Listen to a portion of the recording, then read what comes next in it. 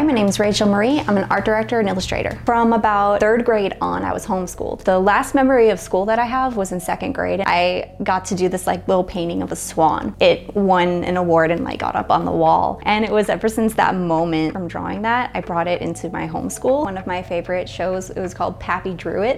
It was just a guy on screen and he would draw and I would follow along his drawings, and then his drawings came to life. That transition from drawing to animation, and I think that's really what pulled me into wanting to make motion. Even though I wasn't in school anymore, I didn't have art class, I kind of did my own little art class. I went to the Art Institute in Las Vegas. I just kept learning outside of school, and that's actually where I got most of my experience. So to me, I don't think school is completely necessary. There's so much out there now, a whole bunch of places that you can just learn. Our graduation was more of a portfolio showing. My best work, I put it all together. They had companies that would actually come by, and that's where I got my first job. I worked at a small animation slot gaming studio. So it was actually a lot of fun. Preparing for an interview, I would say familiarize yourself with whatever company that you're going into. Make sure that you can reference work that they've done, and maybe you can put your own work into it. I would just say come prepared, being able to talk about what you do, and maybe they'll see that passion in you too. I use Illustrator,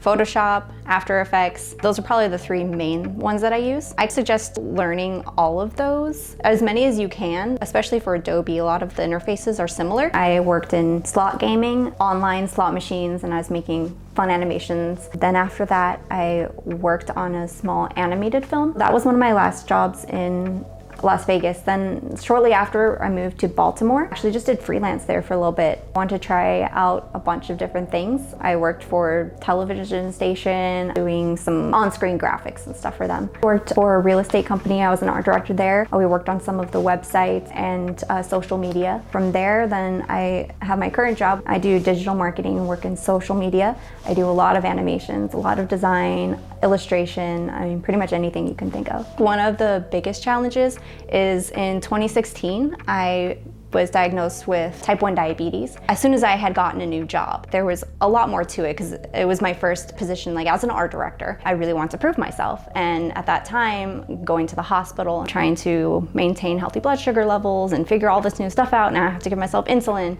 But doing that and having the new job and everything and trying to learn and keep up with everything, it was a big challenge. It probably took almost a year to get used to things and okay, this is my new normal. Now I'm very open about it, but back then I was scared because I did kind of think it would change the way that people thought about me, and definitely got a lot of questions, but I never once felt like anybody thought of me differently or thought, oh, I can't handle this. Outside of my work, I like to do a lot of illustration and freelance. So far I've made 2 children's books, illustrations. These were all purely through friends that referred me. Another tip would be definitely talk about what you do to everybody that you know. I used to go to a coffee shop across the street from my work, and they had just opened up. They didn't have any marketing or any designs yet. So I started talking to them and getting to know them, and I said, oh yeah, I do that, I do illustration, I do that. And he was like, oh, we'll share your Instagram. And he loved my work, and I ended up making these really cool little tumblers, designs for them, and just little icons for their Instagram. You literally just went there to have coffee yeah, every day. And I just brought it up. I usually have a little log. Let's say I have a really cool dream and I think, oh wow, it would be really neat to kind of turn that into a drawing. Or I randomly throughout the day will think of weird scenarios or something that could be a funny little illustration, and I always write those down, so that way during times that I can't think of anything or I put my pen to the board and I'm I don't know what to make, I just kind of look through there and be oh yeah, that's right, that was funny. From starting on a project, even before you go into a program, sketching is a huge thing. Even if you don't think that your sketches are good, I mean, I've seen people take something on a napkin and just draw it down, and as long as you know what that is, you can bring that into your design program. Sketching and planning ahead and planning it out, I think that's huge before you just dive into it. Every tutorial you can find, get yourself familiar with the programs. Don't be intimidated by a lot of the amazing things that you see on Instagram feeds and everything. Don't compare your stuff. I think that's one of the biggest ones, is I would always compare my stuff to someone else's. Keep working and you will find your own style.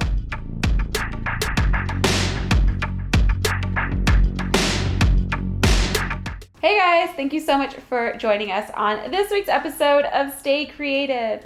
Be around creative people, and very important in any industry, especially in the creative industry. Being around other creatives makes me creative. I really, over the years, like we would feed off of each other's energy. Just being around her, we did totally different things. I focused on video work, she focused on design work and animation. But because of like our rapport and our energies and the fact that we're both being creative at the same time helped me advance into my career. With that being said, thank you, Rachel, for doing this episode. And everyone out there, stay creative.